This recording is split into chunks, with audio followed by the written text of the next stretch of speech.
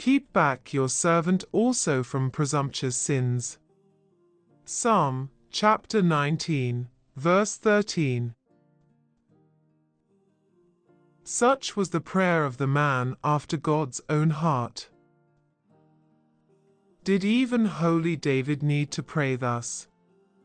Then, how needful must such a prayer be for us babes in grace? It is as if he said, "Keep me back, or I will rush headlong over the steep cliff of sin." Our evil nature, like an ill-tempered horse, is apt to run away. May the grace of God put the bridle upon it, and hold it in, that it does not rush into mischief. What might even the best among us do, if not for the checks that the Lord sets upon us, both in providence and in grace?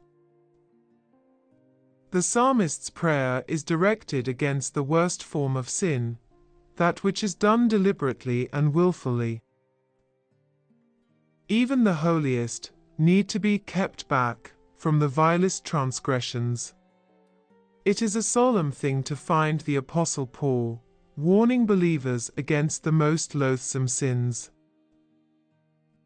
Therefore, put to death your members which are on the earth: fornication, uncleanness, passion, evil desire, and covetousness, which is idolatry. What, do saints really need warnings against such sins as these? Yes, they do. The whitest robes, unless their purity is preserved by divine grace, will be defiled by the darkest spots. Experienced Christian, do not boast in your experience.